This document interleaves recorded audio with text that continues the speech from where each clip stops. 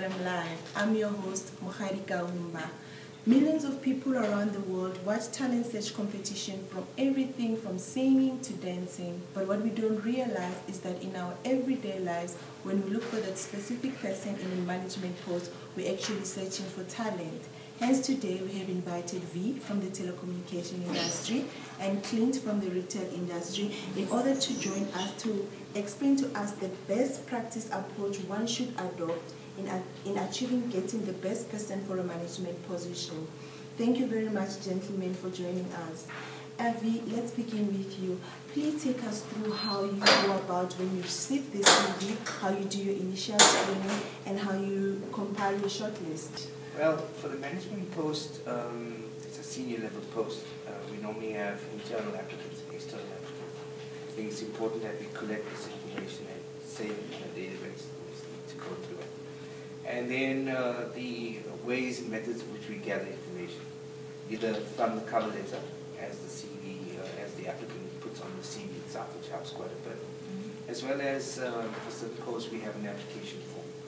What is relevant to the job, and these are the type of questions that we put on there.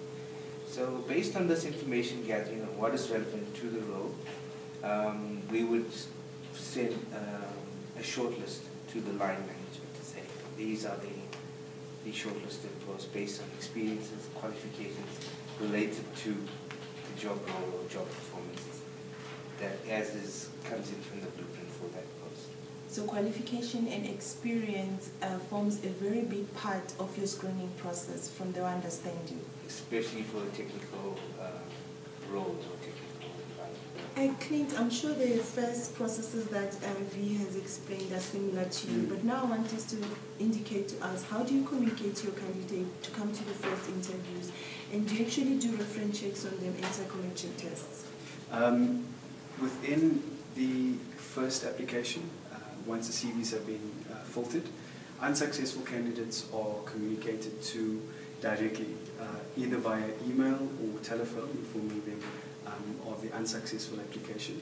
The ones that have been deemed qualifiable will be asked to attend an interview. Within this process, we are assessing for an ideal candidate not only for the current situation, but also for the future and the growth that the organization will migrate into. So within the first interview, what we are assessing for is an affirmation of the information that's been provided within that CV. So the truths, in essence, everything that they have been communicated through to us. Within the reference checks, it is also a very, very important process to validate all the information that's been submitted. Credit checks are also important. We do also facilitate psychometric tests to assess for behavior. What has to be noted is within the psychometric tests, what we try to ensure that it is based on the profile, the job profile, and that it's not character-based, it's performance-based.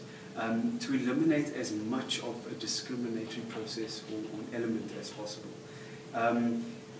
We have had scenarios where reference checks don't add up, or the credit checks don't add up. So, as V has mentioned earlier, it is important to validate that information and to be thorough in that validation, because there can be areas for concern.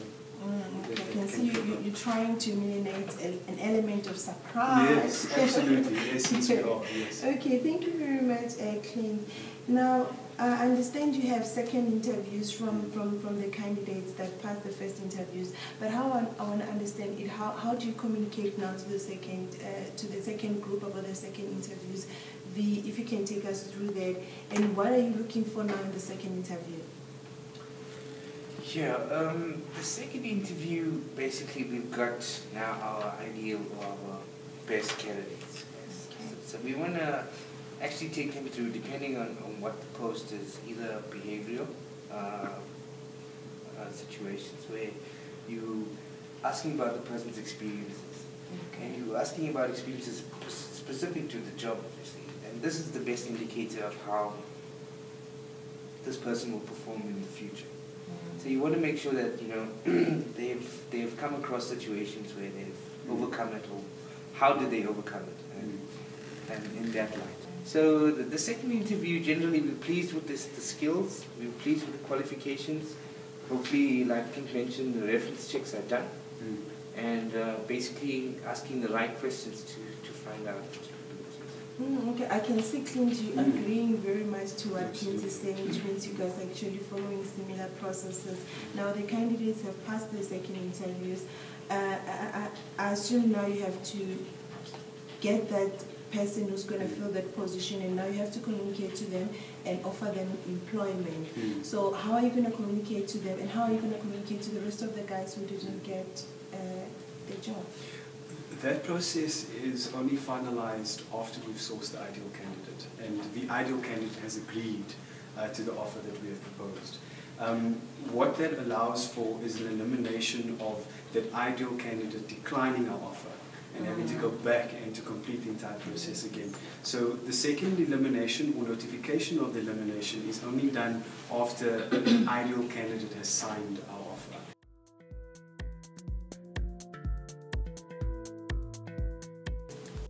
Welcome back. Thank you for joining us, Noral. I'm sure you've got lots of questions for these guys. Please take it away. With regards to psychometric testing, I know it was mentioned, but I just need to confirm, in terms of your organizations, how do you guys go about conducting them in that they must not be discriminatory?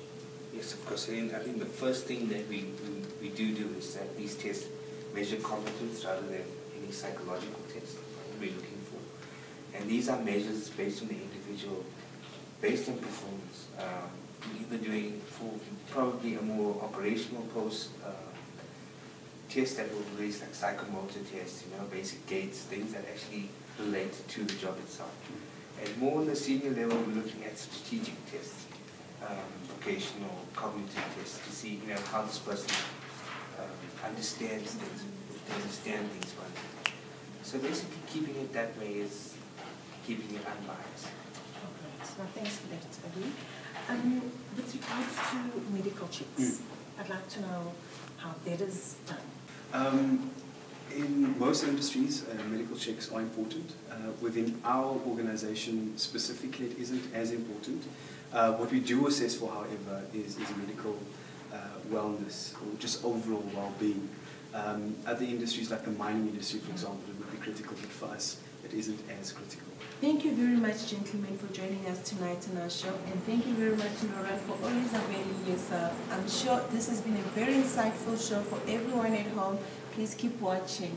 Good evening.